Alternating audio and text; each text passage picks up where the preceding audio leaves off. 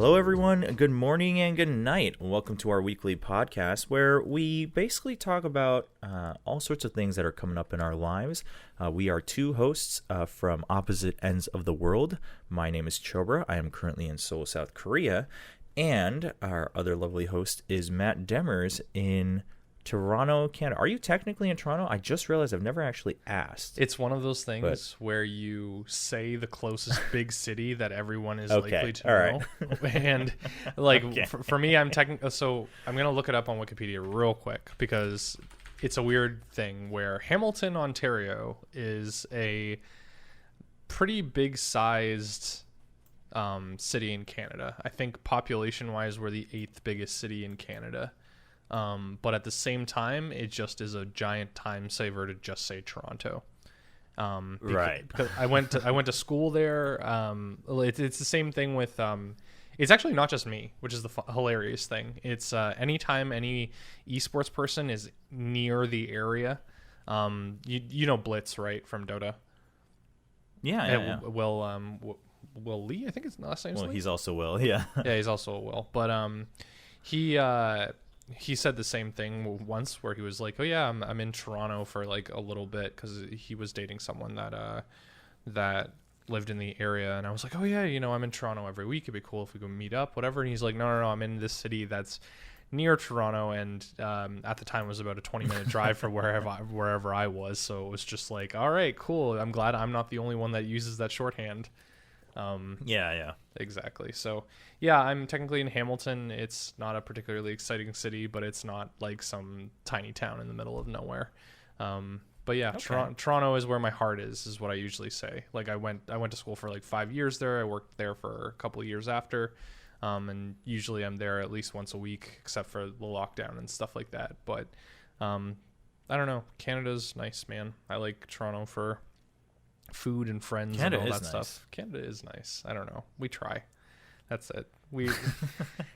That's such a Canadian thing to say. I feel like we're we try. I feel like we're starting to feel ourselves a little too much, though. I feel like we're due for some national embarrassment in order to like take that ego a little bit down, because now that I don't want to say with the internet or whatever, but with a lot of people are acknowledging, oh yeah, Canadians are so nice and Canadians are so polite and blah blah blah, and it's just like now we're starting to believe ourselves. We're starting to believe our own hype, and that kind of defeats the purpose. I see. It kind of defeats the purpose of being seen as nice people. So I don't know. Sorry, that was a really long and rambly intro. Hi, Will. How are you? I hope you're having a good week. No, it's all good. Yeah, I mean, other than Korea's kind of under alert again. Yeah, I saw with COVID, but I mean, we'll see. I mean, it hasn't impacted me directly too much, other than me. I mean, I hadn't really let down on any of my like precautions. I was still like refraining from going out unless I needed to, and always wearing a mask and things like that. So it hasn't affected like my day to day. But I just hope for the sake of Korea that it's able to be contained again and somewhat regulated once again back to normal, because Korea was obviously in headlines kind of everywhere for how well things had been taken care of, and Korea could use that kind of like morale boost from an international angle. But then obviously if this falls through, it like kind of flips itself on its head. So hopefully that's not the case, but we'll see. So far it seems like it's relatively being contained. They were still quick to, do whatever extra precautions and make it even so for it's like anonymous testing. Because for those who don't know, there was like an extra outbreak in Seoul. It's like a nightclub thing, right? At a club, yeah, or at several clubs. And then it turns out that some of them were gay bars and gay clubs. So Korea is still very conservative. A lot of people were like, they realized the government, I guess, noticed or got reports that people were not coming to get tested because they didn't want to be outed in terms of their identity and their names and stuff, and be, whether they are actually a minority or not, like, just being grouped into there from a society point of view. So then the government was like, hey, we'll do anonymous testing. We won't collect, your other data, personal other than, like, data or anything like that. Yeah. So that was like good to see, because it was like, the clear priority was no matter what happens, we just need to make sure like people are tested and we know where people have been so that we can contain it. And even like responses on or like comments on news articles and stuff, I saw more people being like, "Hey, just like go get tested. Like we don't care. We'll deal with this later." Yeah, exactly. Like we won't say anything. Like we're not mad. Like we won't get madder. Like just please go get tested. Like those were. I saw more of those comments than I expected to. So it was good to see that most of the community still seems pretty. It's funny how tolerant some people are. It's funny how tolerant some people are when they're likely to be affected. Well, yeah. I know. I'm sorry. I'm painting those people with a wide brush, but it's almost funny where it's just like, yeah, we suddenly don't care about this whole like, the gay thing when not reporting or not getting tested means that we have a. Well, I think it was more the comments were more about like just because Koreans are very toxic online. Yeah. I think people were worried about, regardless of like, I think so. I saw this before any of the like, sexual minority or diversity discussion was happening. It was just like people were like, we won't like let's try our best as an internet society to like not witch hunt these people. Yeah, of course. About going to a club during COVID. Like that was like the biggest thing, was just because Koreans are generally. And Koreans are aware of this. Like Korean internet is very toxic. So I'm not going to make any comments for good reason. Yeah. Yeah. But so it was very good to see people being like, yo, let's like try our best to, like even in the comments, people were like trying to shut each other down if people were getting a little too aggressive of like, hey, just let it be for now, because the most important thing is they don't spread it further, right? Like, yes, like, we can say whatever we want afterwards about people being dumb and going to a club during a virus or whatever, but like now's not the time to like talk about that. Yeah, focusing on that just takes away from the seriousness of the issue. And like it's one of those things with, have you ever seen the movie Shin Godzilla? Have you ever seen that movie? It's really good.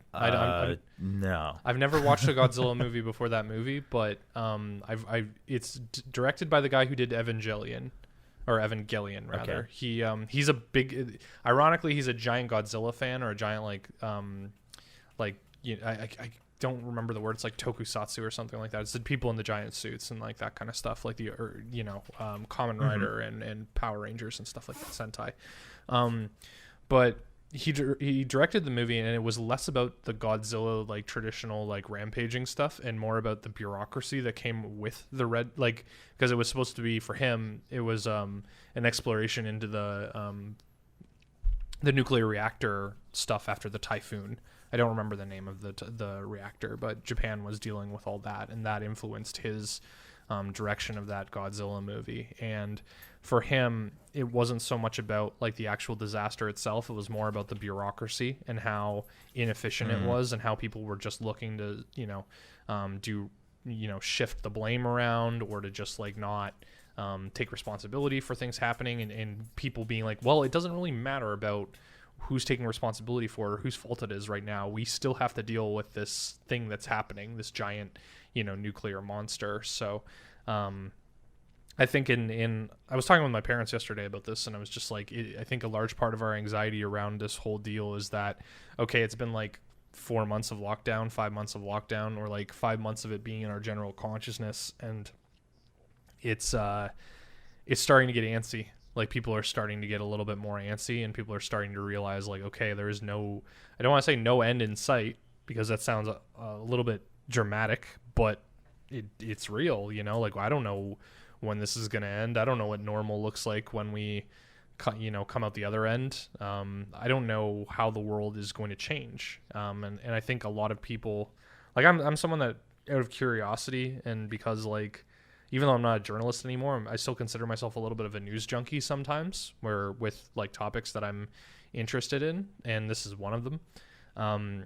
So a lot of people who don't like absorb a lot of information about this are also having that anxiety of like, I don't know what my life's going to look like on the other end of this. I don't know what it's going to look like to like take a vacation with my family and try to fly, like I don't know what it's going to look like when can I see my parents again, kind of thing. And if for a couple of months it was fine, for a couple of months it was just like, okay, we'll just ride this out, see what happens, maybe we'll be back doing things by like May or June or whatever, the summer.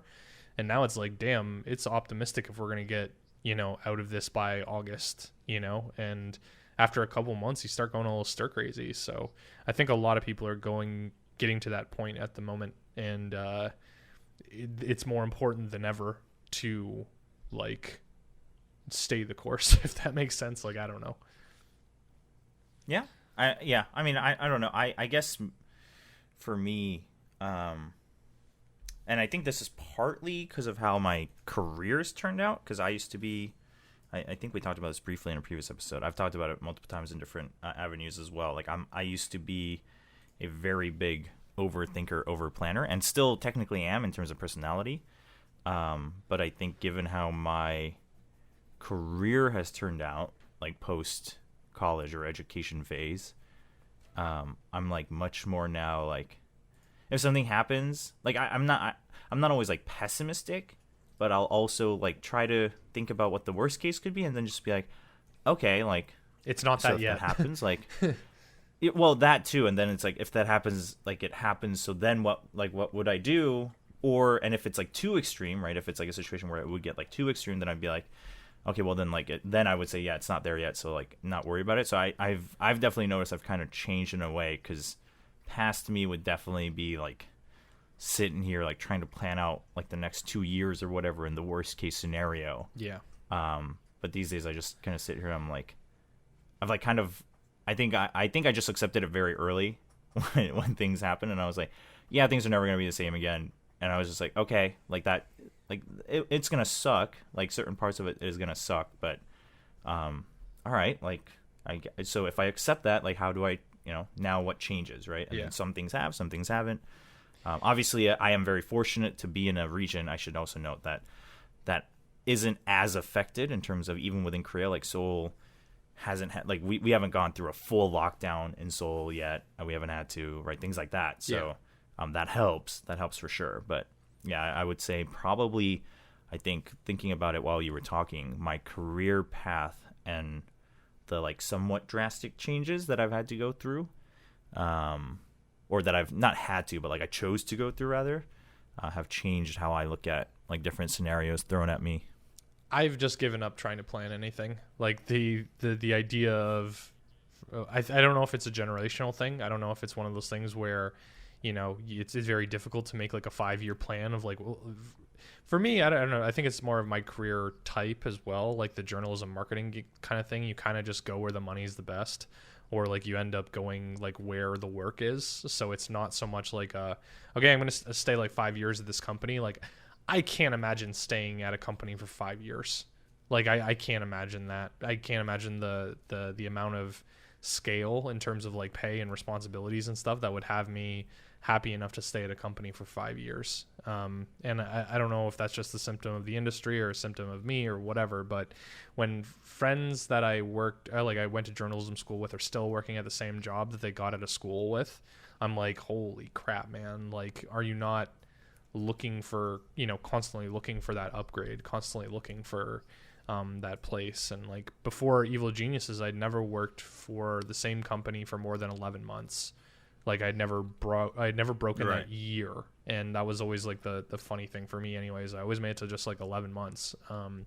But with EG, I was almost there for 3 years. I was there from February to in October. So it was like two years and like 2.5. Two and a half, 2 3/4 kind of thing. So it's even now it's like I'm not planning to leave Chill Hop anytime soon, but like I know that there's a ceiling in terms of like, it's also just like a culture thing. It's the thinking of, okay, like how much do I value the culture of the company versus like the amount of money that I'm making. And, if I do want to get married or have a family eventually, it's like, how do I balance the desire for a relatively luxurious job? Like I think I've brought this up on the podcast before, that esports is a very luxury based career where even though it's very stressful and even though it's very like crazy at times, you're not going to be working like a normal job or have normal boundaries.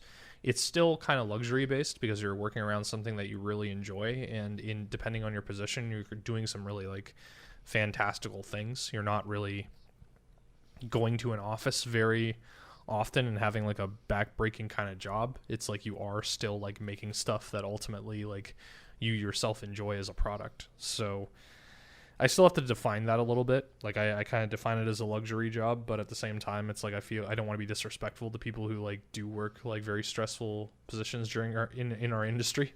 But I don't know. I just consider myself fortunate, and it's there's that's where I was going with that. It's like if sometimes I imagine as you get older, and I imagine as you get like more people depending on you for your income and that kind of stuff, like with, you know, a wife or family or, you know, a spouse, excuse me, that's a better word for it.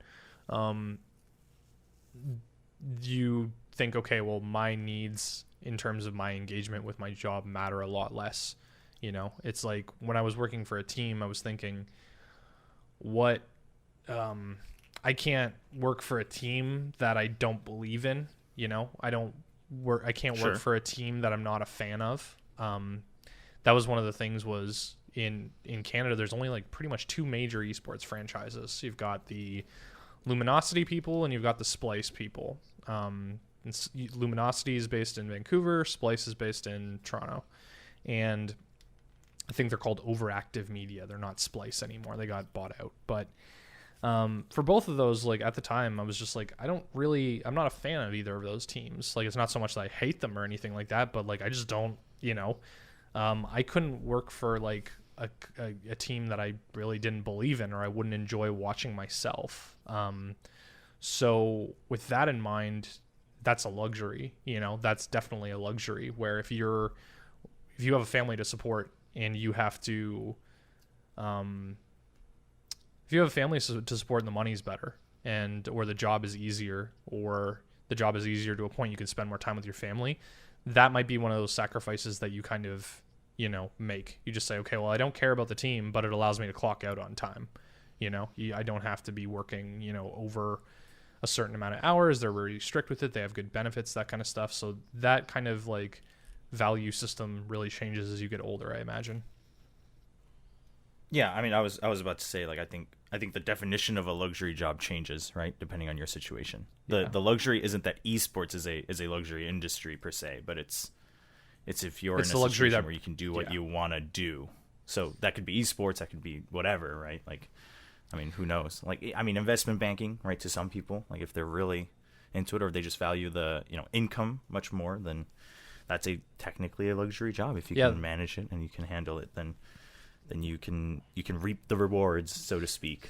It's just the rewards are different per person. But I mean, I actually wonder, because like I've gone through different phases in terms of looking at that, and I'm wondering for you, like, do you think did other people like that you've looked, I don't want to say looked up to, but like that have been in the scene ahead of you, right? Yeah. Not necessarily that you've like treated as role models per se always, but like that have been ahead of you. Like, would you say that affected how you view like what's important? Yeah. If you're working in the industry, or was that more so just kind of how you've always viewed like work? I mean, part of it's like what work needs to be. Yeah, part of it's personal maturity. It's like I think when I was working like in the journalism industry, it took me a really long time to realize that I was in journalism for kind of a selfish reason, where I was looking at it for validation purposes, and I was looking at it because I wanted attention. Like, I know that sounds really weird, but it's like I wanted I know what you mean. It's a funny way to put it. No, it's a very blunt way of putting it. It's a very honest way. Yeah, it's a very honest way of putting it. It's taken me a lot of self-reflection and a lot of work with therapy in order to be okay with admitting that. Because when you say that you're looking, like when you admit something that bluntly, the way you put it is always kind of, or like the wording you use in it is always very important, because I could say that it wasn't that and make me sound like a less, or like it would be less of an indictment on my personality type, if that makes sense. It would be less of a criticism. But sure, you know, I've realized that especially with the industry the way it is, you don't get into journalism unless you have some kind of like moral compulsion or some kind of like romanticism about the job or the needs of it in society and that kind of stuff. And I realized that that wasn't there for me. I realized that I just wanted a place where I like writing, and I wanted to be able to make a living with my writing and also be able to connect with people. And maybe that's a more kind way of saying that I wanted attention. But, you know, when I was working the jobs that I was working, or when I was freelancing, or, you know, there was always the thought of like, you know, how can I make this work for me? How can I make this a more stable, you know, thing for myself? How can I, you know, get a bigger following on my end to be able to leverage more success later? Because I think we've talked about that generally the more kind of following you have with yourself, the easier it is to kind of leverage certain jobs or certain opportunities, because you have that following behind you.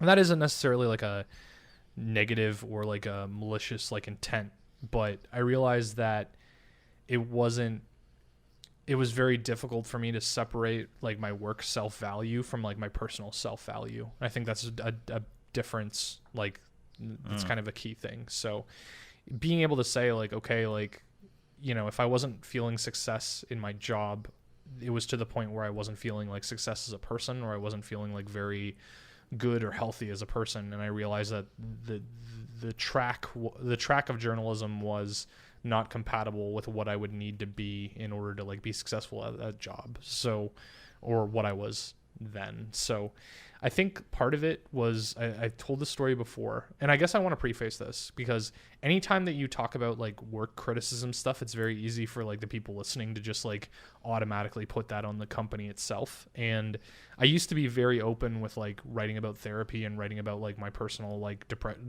mental health and depression stuff. But since I've wrestled with work, and since like a lot of my issues have to deal with work, it's very difficult to keep doing that, because you don't want people to just say, oh, this person is struggling, it must be the fault of the company. And obviously in some cases it's a grounds for firing, you know, you're disparaging the company and stuff like that. So right. It became really difficult for me to still do that, like opening up or content around how I'm feeling or how stressed I was, because like, you know, you don't want to just try, like, you don't want to throw your company under the bus kind of thing, or you don't want to create more problems for yourself. Unintentionally, yeah. Yeah, exactly. So I guess I'm saying this with a big, you know, preface sticker, where part of getting better with this was taking personal responsibility for what I could control and what I couldn't, and also taking personal responsibility for my expectations, where, you know, sometimes I was putting too much expectations on the job in order to fulfill more things about my personal life, where I was expecting the job to not provide me with friends, but to provide me with like opportunities to connect with people, or provide me with opportunities to, you know, get my content out there, or, you know, further my personal brand, when really that wasn't the focus of the job. That was my fault for expecting that. Or, you know, if you suffer in a job, or if you're really stressed in a job, suffering is maybe like a too strong of a word, but and you expect that job to like pay you back eventually, that's not on the job to be able to like live up to those expectations. It's up to you to manage your expectations and think, okay, is it actually realistic that they're going to be able to like give me what I want? And eventually, like I made a bad habit actually, of falling into that situation where you struggle and you struggle and you struggle, and you don't ask for help because you expect the job to be able to like pay you back, or notice that you're suffering and reward you for it. And when they don't, because, you know, they're not mind readers, or they don't even know it's a problem because you didn't speak up in the first place, that drives a lot of resentment into, like, that makes you a very resentful person, because you're sitting there and thinking, you know, I expected this, it didn't happen, what the hell, you know, I hate this company or whatever. So that's something that I noticed repeated happened, and I was like, damn, that's not their problem. Like, putting aside any kind of like issues the company might have had, that's still not their problem if I don't communicate it. So, sorry, the initial point of this was just like, it wasn't necessarily something with the person, but it was something that changed as I grew older, where you had to take more personal responsibility for your own happiness and your own like state of mind and what you're bringing into the job. But something that did change with the person was at TI5, I was like super stressed at that time. I was like really like debating how long I wanted to stay with the score, or, you know, I was kind of unhappy with where I was and not really like feeling the job or the career. And I didn't know how to put into words like what I just articulated about journalism. I knew what the end thing was, where I was like, okay, I'm looking for attention, or I'm looking for the wrong things out of the job. But I was just more unkind to myself. Like, I was saying, oh God, you're a terrible person because this is what you're looking for out of the job, kind of thing. It's not so much that it makes me a bad person, it just makes it a mismatch. Like, I can find what I'm looking for elsewhere, have a more healthy balance with it. But Red Eye, Paul Chaloner, I don't know how to pronounce his last name. Chaloner. Thank you. It's one of those last names that you can pronounce as French, but I don't think he is actually French.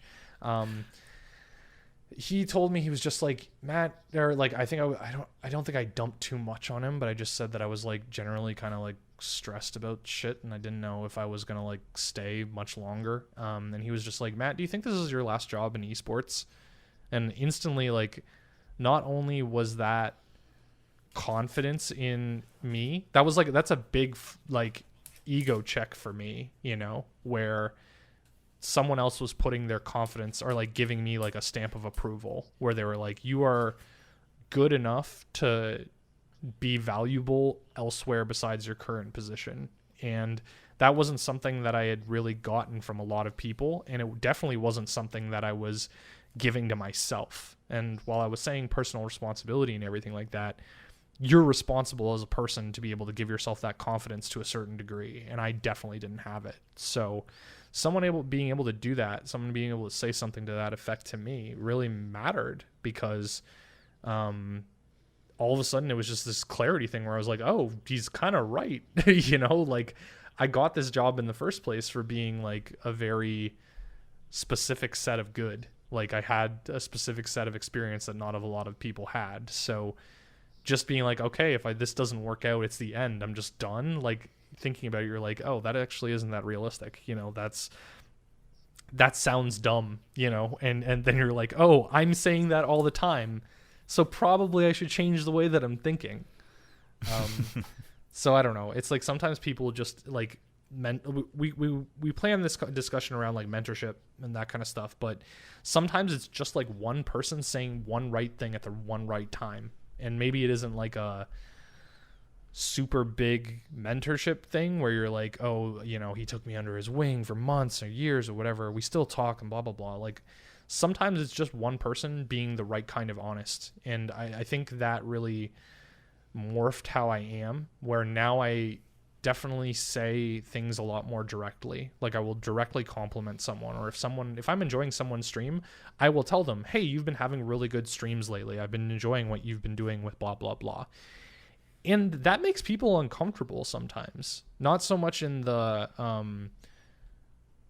it's almost what people want to hear, but they're uncomfortable accepting that they want to hear it in those terms, you know. They don't expect people to point out things specifically that they like about whatever. Like, if I went to if I complimented you on, you know, the quality of your streams, or said, you know what, I really like how you run that panel, I really like that you did this and this thing that I noticed, because, you know, I'm able to notice, you know, your diction or your throws, or, you know, the way you feel for time or something like that. It's like, people don't expect like really specific compliments these days. I don't think they expect very general ones, and being specific can give that person that little bit of confidence that they need, because they're thinking, wow, this person actually noticed, or this person actually cares enough to notice. And sorry, I rambled, but I don't know. Like I said, one right thing said at the one right time can really matter for a lot of people. Do you have other people that you would consider? Like, I mean, the word mentor or mentorship is obviously, like you said, it can be defined in so many different ways, right? Also depending on the field. Like, some fields, like, for instance, if you're in a sport, like, a coach is probably a mentor, right? Because you're literally being taught, and like, you have that. But in other cases, like you said, it's, you know, whether it's just someone you can, like, even if you don't talk all the time, you can rely on, et cetera, et cetera. Would you say there's been like a few people who are that constant, maybe is a better way to put it? Or was it more like the episode you mentioned of, hey, like, this time it was this one conversation or this one person or this one situation? Like, was it more of those like one-offs, or do you think still like there are people, whether it's direct like teaching mentorship or I don't know, moral support, mentorship. I think that esport, like we've talked about this before, I think is that esports, it has a generational problem where there just hasn't been enough generations. It's like when we think about the people that we would joke about saying, oh, they're old man esports or something like that, or like career, lifers. Like, again, thinking about Red Eye, who's, whenever he kind of goes down memory lane about like how long he's been involved in the industry, you think about it, and there's only so many of those people to go around. It's very rare that those people have the bandwidth because they're still, working themselves. It's very rare to have the relationship be close enough to be considered a mentor because there's just not enough of them. It's like DJ Wheat or Red Eye or, any of the people who work at ESL at a top level or something like that. It's like they aren't necessarily, I don't want to say they're the most unapproachable. It's just more of like it's a bandwidth issue. There's only just so many of them to go around. Like you think about how mentors. Well, that's the same in any field, though, right? There will always be less mentors than mentees. Well, I'm more just thinking about like the availability and environment of that is more. I guess I'm more thinking about I think like, if you think about a trade, think about like plumbers or think about like electricians or something like that. It's like, or even just like banking or something like that. It's like it feels like the scale of that. Someone who is like, I guess there's good and bad mentors. I guess it's like maybe that's part of it, is that maybe I'm just like discounting all the like not bad mentors, but like inefficient ones. Like you're not going to have these kind of like huge like celebrity mentors, so to speak. But there's a difference between actual mentorship and like just teaching like skill sets because it's necessary, right? Like if you go through training, like your HR person that trained you is not your mentor. They could definitely be, but like just because they did it doesn't make them a mentor. If someone taught you how to like, do something that's required in your company, like they're not a mentor. No, totally. But I would say, I don't know. I would argue that in esports, if anything, it's actually more so that there's more people that are like you said, more in the spotlight as mentors. But I would argue that in most fields, like actually curious enough, and maybe you didn't like stay in strictly journalism long enough to answer this, but I'm wondering, like, wouldn't that be the same in journalism as well? Like there aren't enough like grand mentors to go around per se. Like some people obviously have the opportunity to get to work with them or learn from them, but I think a lot of it is just a seniority based thing where like when I worked at the Globe and Mail, the Globe and Mail is like one of Canada's biggest newspapers. I did an internship there as part of my program, and a lot of it was just shadowing people and putting people, if you're a court reporter, you're going to kind of be attached to a veteran court reporter and being able to kind of shadow them. Sure. Or to be able, if you're a junior reporter or something like that, that person might be editing your work. I guess mentorship, I think to me, depending on like you said, just because you're subordinate to someone in a company or you're working under them, doesn't make them a mentor.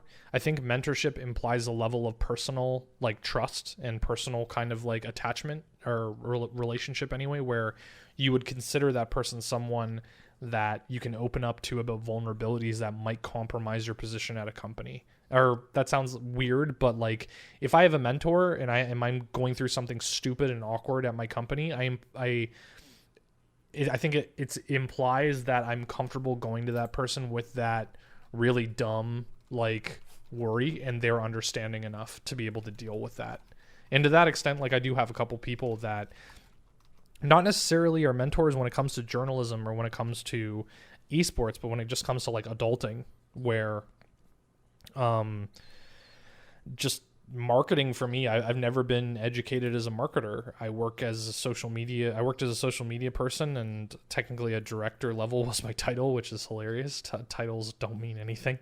But like, except for like resume stuff. But like even now I'm working with a person at my job that has a lot more like formal planning practice and like making marketing plans and executing campaigns, and like I don't have that. I have a lot of intuition about like communities and stuff like that, but I still need to learn. So even though like, so I guess my answer to that question is that I do have a couple mentors, but it's more about just like, okay, how do I navigate like office environments? How do I navigate this relationship? How do I Sure. deal with this person that is a bit difficult to me? You know, it's like, how do I get better at cold calling? Like, how do I get better at the anxiety that comes with, you know, the potential failure of pitching a project? You know, it's like, those are the type of things that a mentor helps with,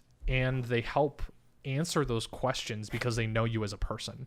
You know, they know you as on a deeper level than just Googling a question. How do I pitch things? You know, they're able to, I don't want to say they're partly a therapist, but they're kind of like, they have a bigger personal connection. And I think that's the difference. I don't know if I'm on the mark with that, but I don't know. That's how it feels to me. Well, anyway. I mean, I think it differs for everyone, right? In terms of very specifically what you're looking for. Like, for instance, someone in chat right now was saying, like, they would consider a mentor someone that provides you a means to, like, get to where they are, right? Whether that's like monetary, mindset, or health. And I think that the specifics of the path or the method is probably different per person of what you're looking for as a mentee, or even as a mentor, like what you're able to provide. But I think that's probably a good way to actually summarize it. The more I read it, is it's someone who, like, provides you with the means to either get to where they are or identify that that's, like, not where you want to go, right? Like, just helping that out, whether it's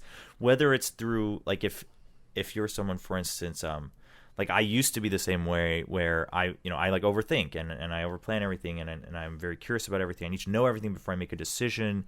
And so to me, like, for certain parts of my career, like, I just needed someone who, like, would talk things out with me, right? Like, they didn't need to teach me anything. They just needed to, like, talk things out with me. But at the same time, like you mentioned, other scenarios are like, well, I got to learn this specific skill set, right? Like, I don't know this, or I have to go into this new, like, department, and I only know, like, half of that skill set, and so I need to learn something else. So I think the specifics of what a mentor, or what each person would consider a good mentorship, would differ per situation.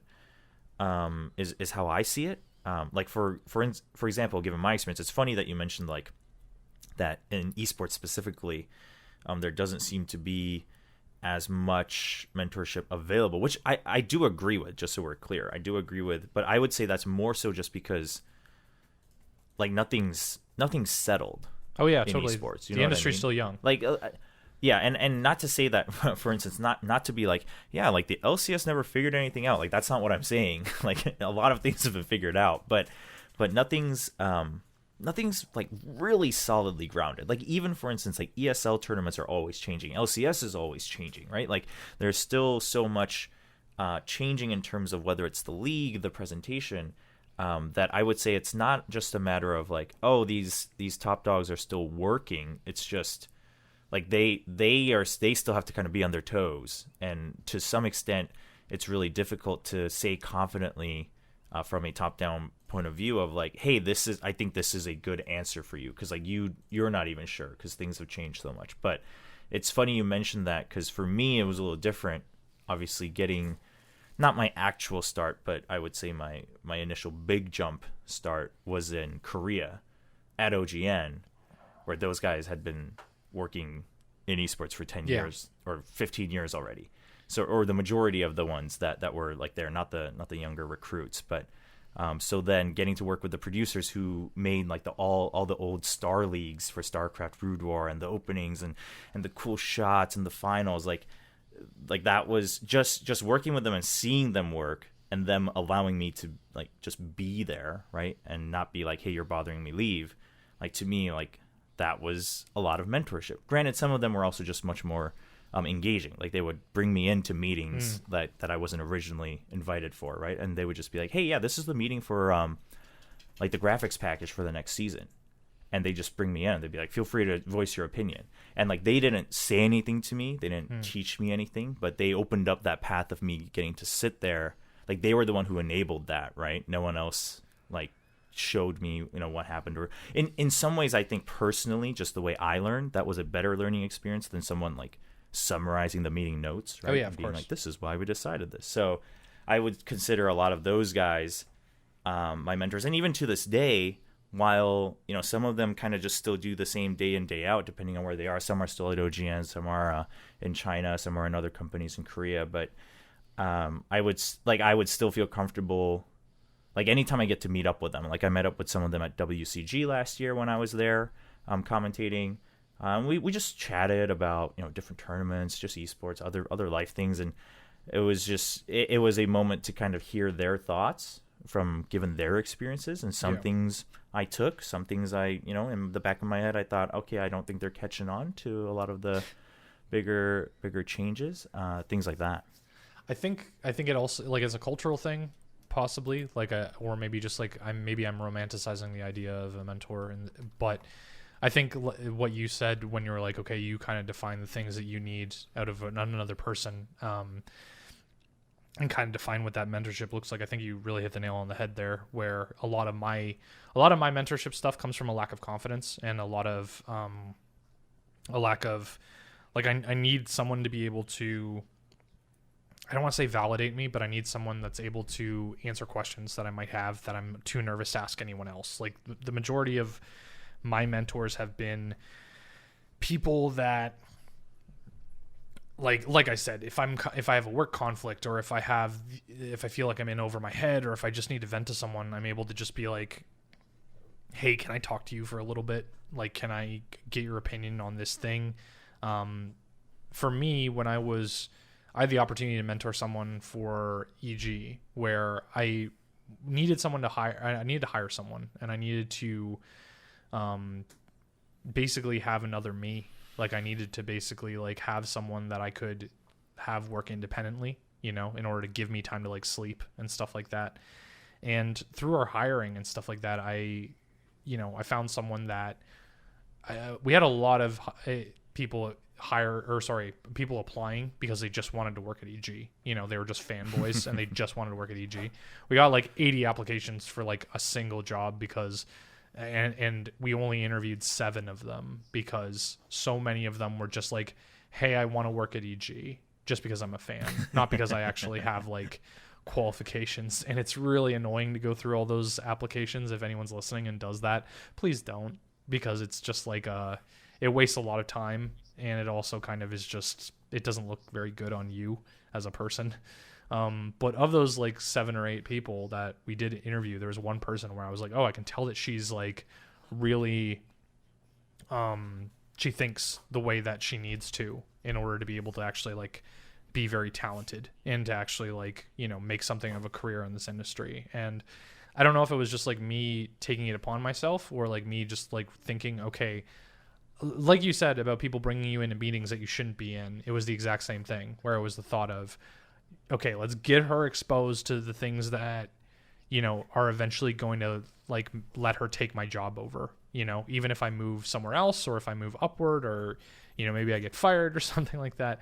I want to be able to make it easier for people, or I want to make it easier for her and have her not have to make the same mistakes that I did. But in that like zeal to do that, it's like we did have a conversation at some point where she was just like, you know, you have to let me, like, you have to give me the benefit of the doubt. You have to be able to let me make my own mistakes, and you have to kind of like trust me that, you know, I can deal with that kind of stuff. And I realized that it was one of those things that I was kind of like trying to have someone's career for them, and trying to kind of like make it so easy that they didn't have to like do too much. So it's a weird thing. Like, I think, like we mentioned earlier, it's like esports just kind of hasn't gone through as many generations as it could have. I guess when I was looking at mentorship, or when I was thinking about that in terms of the context of the show, or the context about talking about it, it's like I was thinking about, you know, I have a couple people on my Discord or WhatsApp or whatever where they have nothing to do with esports, but they know marketing, or they have nothing to do with esports, or they've worked at a large firm for years, like a law firm or a marketing firm or something, where we connect every once in a while. It's not like a daily chat kind of thing, but at the same time, if I came to them and said, okay, I have no idea what I'm doing, I'm over my head, which admittedly is more often than I would like to admit, they would at least be like, okay, no, we understand that Matt's like super competent, and we're going to help him because we kind of believe in his cause kind of thing. So I don't know. I really think, like I said, I agree with you when you said it comes down to personal definition of like what you need and how you kind of apply that. But I know that with so many people like flooding into the industry, or like wanting to work in it, it almost is going to be a necessity that we have people with good heads on their shoulders trying to say, okay, let's take this new generation and try to make sure that they have good values coming in. So I don't know. Maybe I'm just like completely full of shit.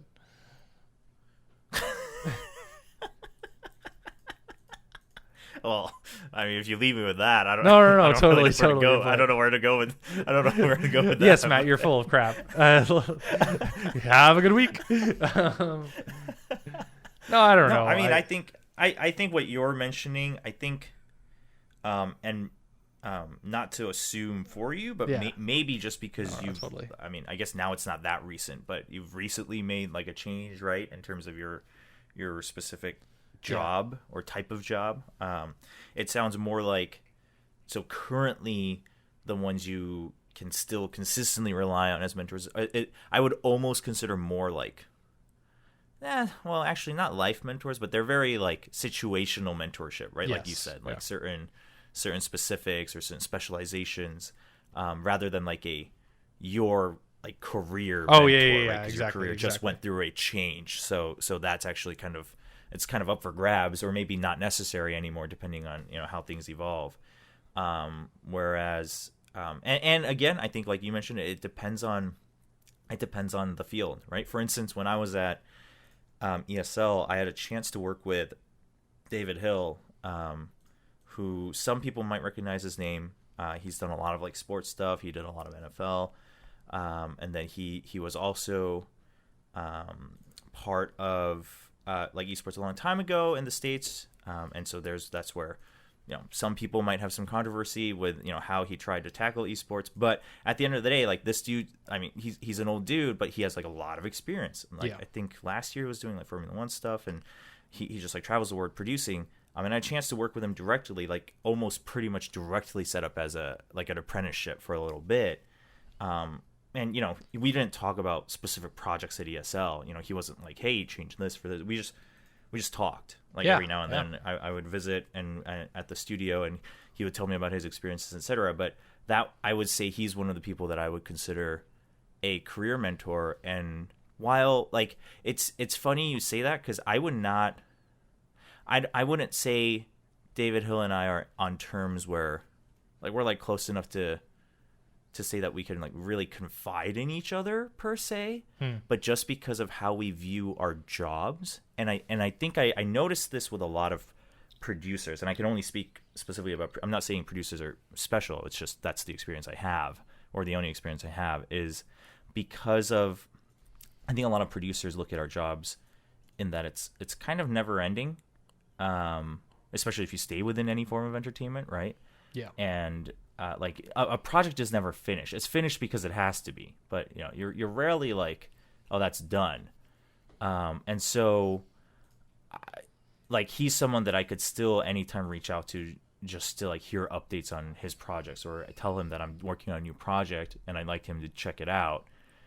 Even though I don't know if I'd confide in him about, for instance, like office politics or whatever other like external things outside of the specific job, but being a very specifically curated creative field and position, that's something. It's the same with some of the producers I got to work with at ESL internally. Like later on, we had again producers from outside of esports that joined ESL, and it's always funny to me because I know generally esports has had bad experiences with people from outside trying to enter esports and like change things forcefully, and I totally get it. That has happened a lot. That is definitely more the majority, but my specific experiences, and probably it's just how these relationships were set up, where they were pretty willing to listen. They were pretty willing to just give pointers, but also follow along and see how things pan out. Whether it's for the first year or something, just like, oh, this is how you, or this is why you do things this way, and then they'll decide like, should I say something or not, based on their experiences. But I would say at the end of the day, those people are also still the people I can reach out to, and that I did, like, even once I came to Korea, of like, hey, by the way, like, I didn't have a chance to update you day to day, but like, I'm in Korea now, but kind of here's what's going on. Would love to hear like what project you're working on. They were like, yeah, like, let's catch up sometime. But I think it really depends on field as well. For instance, in chat, we people were talking about Tastosis, right? Yeah. As commentator mentors. And it's like a lot of commentators would say, even if they haven't had a chance to sit down with Tastosis all the time, like that Tastosis were really solid commentator mentors. Like if you got to ever work with them at an event once or twice, or even, throughout for a certain league or whatever, like you just learn a lot by being around them. And then also if you do spend a lot more time with them, you can kind of sit down and ask questions. And generally they are pretty open when they're at events, like within, like if you're in the green room or whatever. Yeah. So things like that.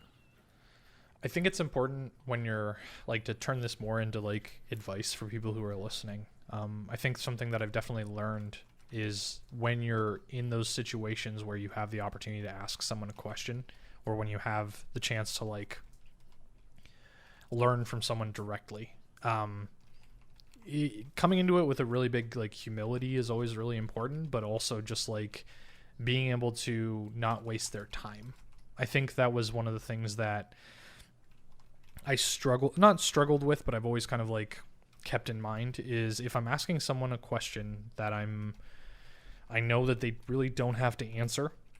I think one of my first like esports contacts was like Quick Shot from Riot. He wasn't working with them full time yet, but he was one of the first people to actually like, I sent him a message on Twitter and he was just like, yeah, add me on Skype, we'll talk and blah, blah, blah. But being able to recognize that those people have like very busy schedules and aren't exactly trying to be like friends, if that makes sense, really just comes a long way in terms of being able to like, build that kind of rapport and say, okay, well, this person's actually respecting my time. He's respecting my space, or they are rather.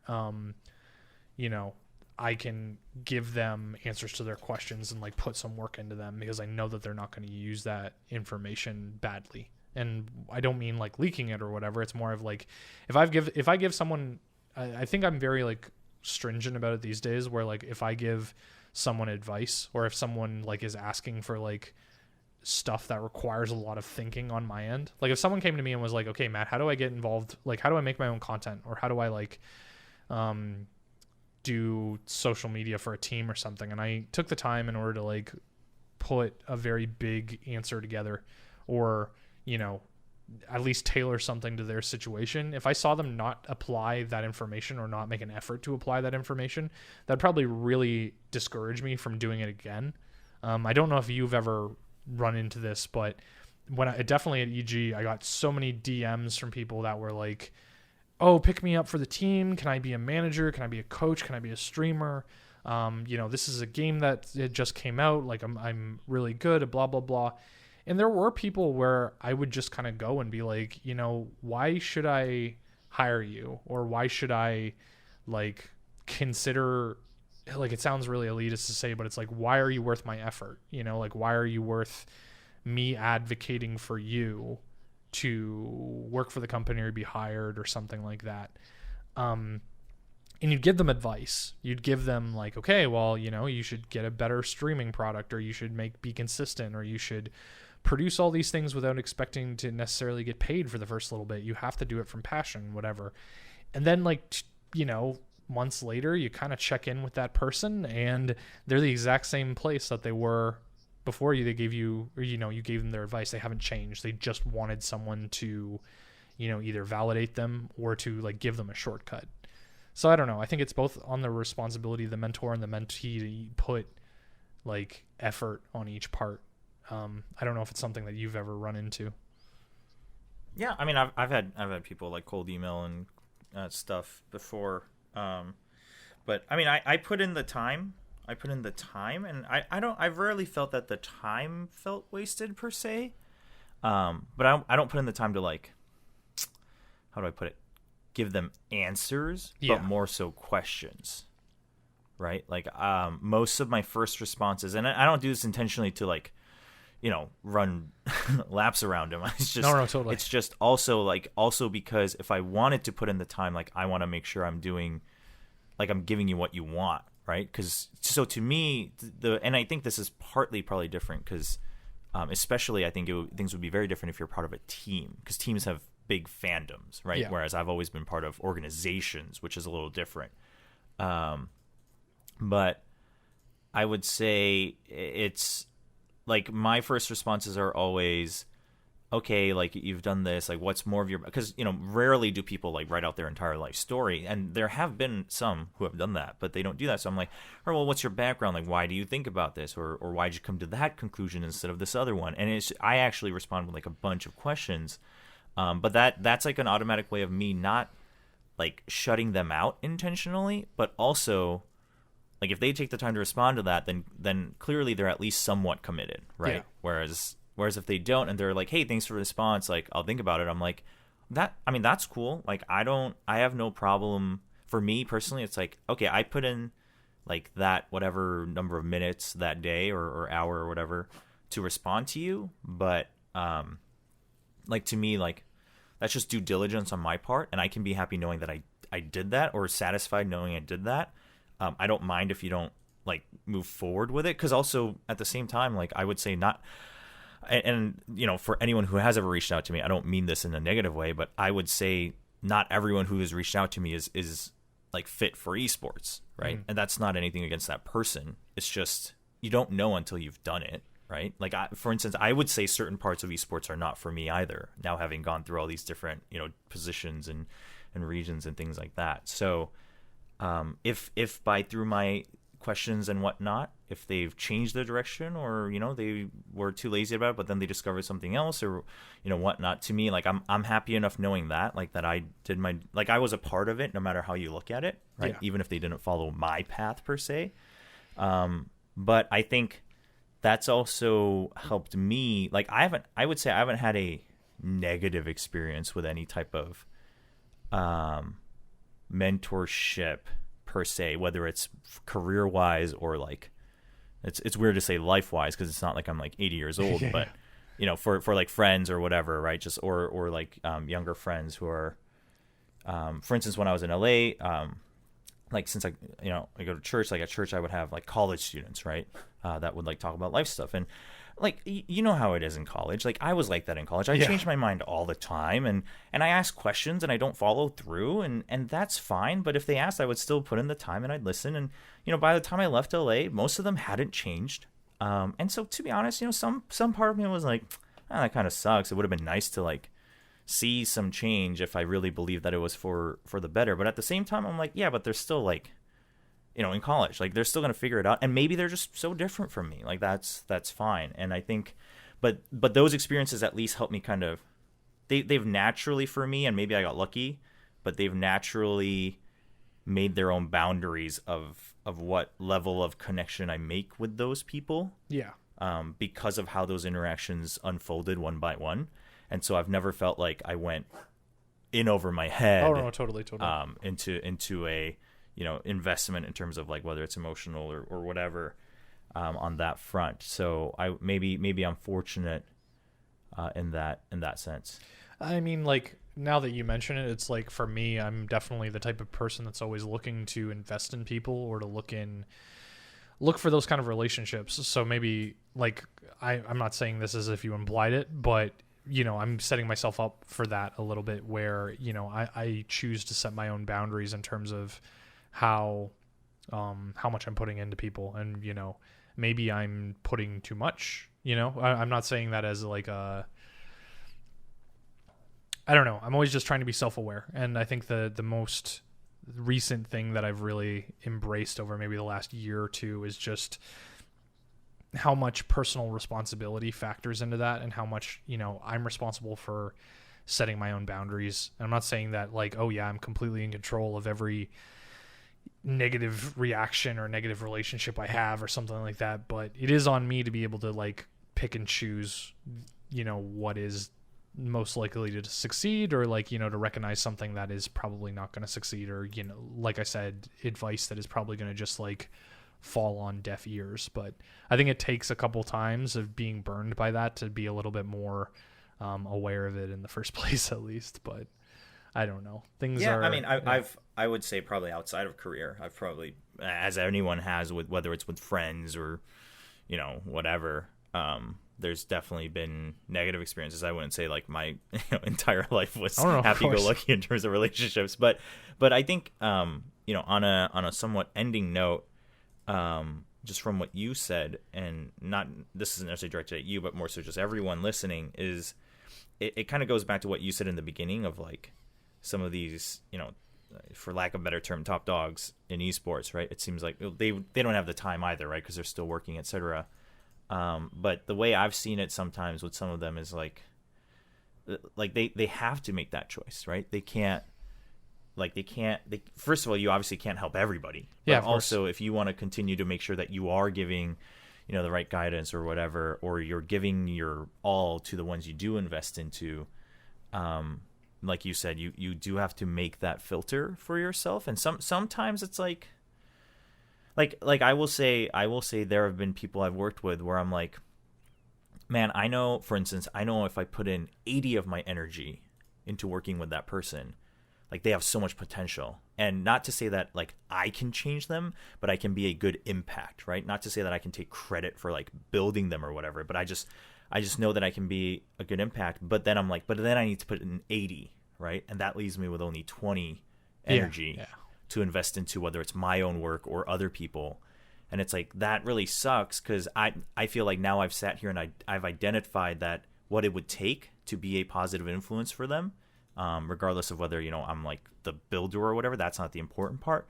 But at the same time, it's like, okay, but in my head, it's like, for me, that 80 is a lot, right? So even though I've identified it, so it's one of those moments where it kind of sucks, because I'm like, oh, now I know what to do, and I'm going to choose not to do it, which is never a good feeling, versus not knowing how to, be of help to someone. That's a totally different story. But there are situations where you identify what it would take, and technically you can do it, but you're making a choice not to.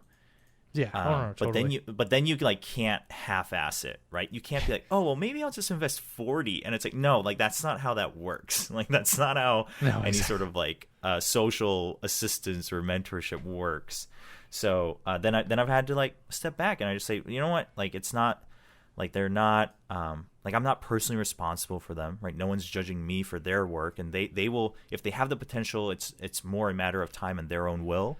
So like it's unfortunate that I see it, but like that's okay. And then it kind of sucks for a week or so, and then you move on. And sometimes you're pleasantly surprised that they actually maybe just did better without you, or sometimes not, and it takes longer, and that's okay. Yeah, I mean, like at the end of the day, you're responsible for your own feelings. You're responsible for your own feelings and how you like approach those relationships, and that's like a completely other podcast and therapy session in itself. But I don't know. I enjoyed the conversation that we had about this. I still think that it's one of those things that's going to be very interesting as the industry like matures, and it's very almost surreal to think that we're part of that growth. I still feel like I'm new to the industry. I still feel like I'm new to esports, and then something kind of comes along and just reminds you, it's like, no, dude, you've put in your time so far. You've put in a decent amount of time, and considering how young the industry is, it's like that's a decent amount of time in industry years as well. So I don't know. There's only you can't escape it. You're an esports boomer now, Matt. Oh God, please kill me. Just kill me. The first 80-year-old working in our industry. It gets better when you accept it. Well, I mean, like, there's all those movies that have, like, the grizzled old veteran that's, like, super cynical and is like, oh, yeah, he can't work anymore, but, if you really want to, like, learn the industry, you got to go bring him coffee every day, and he'll eventually warm up to you, kind of thing. I'm going to be that guy. I'm going to be that guy in someone else's, like, rags to riches story. I'm going to be by the end of the movie, I'll have like I'll believe in love again, or I'll believe in good relationships or something like that, and then everything will be fine. Oh, Clint man. Eastwood, call me. You're gonna be. I can just see it. Yeah, some. Oh God. Anyways, where can people find you on the internet? Well, let's get this my terrible fan fiction out of the topic list, please. No. You can find me on Twitch and Twitter are kind of the main platforms. I also have an Instagram, and all three are Will Chobra, so WILLCHOBRA. I also technically have a YouTube, but it's actually funny. I've now been called out twice in the past week about like, hey, where's your YouTube? And I'm like, oh yeah, I got one of those. That one that I haven't updated. Yeah. So I will. But now that I've been called out twice live on stream, I have to. So I have to update it. So you can find that on my Twitch and Twitter as well. Kind of Twitch and Twitter is the easiest hub. I also have a Discord, which again, easiest way to find it is to find the link on Twitch or Twitter, where the Discord is just a community mostly for my stream, which I mostly stream these days like JRPGs and then fun games in between, which chat gets to vote on. Generally, they end up being horror games, which I'm not a big fan of, but whatever makes happens. Content. Yeah, but yeah, so you'll find me playing a lot of JRPGs. We talk about esports stuff. We talk about just like games and game development and how games have changed, things like that. Lots of fun discussions. And then on Discord, a bonus is if you're interested in anything related to Korea, there's a place for that as well. Since I am Korean American and I live in Korea right now, so that's where you can find me. What about you, Matt? You can find me on the internet. mattd.cc is where all my links are. This week I finished the case that I was working on in Ace Attorney, which was pretty good. So we're still working on the first game, the first DS game anyway. We're working on the last case, which looking up on each case has its own like Wikipedia page on their like fandom wiki or whatever. And I'm not spoiling myself, but there's also the disclaimer where like one of them's like, this is the longest case in the entire series, and I'm like, oh god, okay. So we're working on that. We're dealing with that at the moment. But other than that, I've been writing a little bit. I put out something about like some games that we've kind of talked about a little bit on the podcast before. I wrote something on mattdemers.com. Animal Crossing? No, Doom actually. So I wrote about Doom. Okay. I wrote about Doom. I just wrote one post because I was just like, all right. I think in my head, I keep thinking, okay, each of these can be their own post. That's a lot of content, blah, blah, blah. And I was just like, no, just write a couple paragraphs about each, and then just get it out the door, just like make creating less of a production. Just get it something, just get the habit of making things there. So I wrote about like Streets of Rage 4, which I played a little bit with some friends, Half-Life, this Doom Eternal, and then this adventure game. This game called Doom. Yeah. This little game called Doom. You might have heard about it. And then this point and click kind of adventure game called The Way, which I bought for like 99 cents on Switch, and it was actually pretty good. So anyways, yeah, that's pretty much it. I don't know. This week I'm probably going to do some more Ace Attorney streams, but between that, I've been just playing a lot of Dota lately, which is nice. So, well, I hope you have a good night. This was a lovely episode. Yeah, it was a lot of fun, Matt, and I hope you have a good morning. Awesome. We will see you guys next week.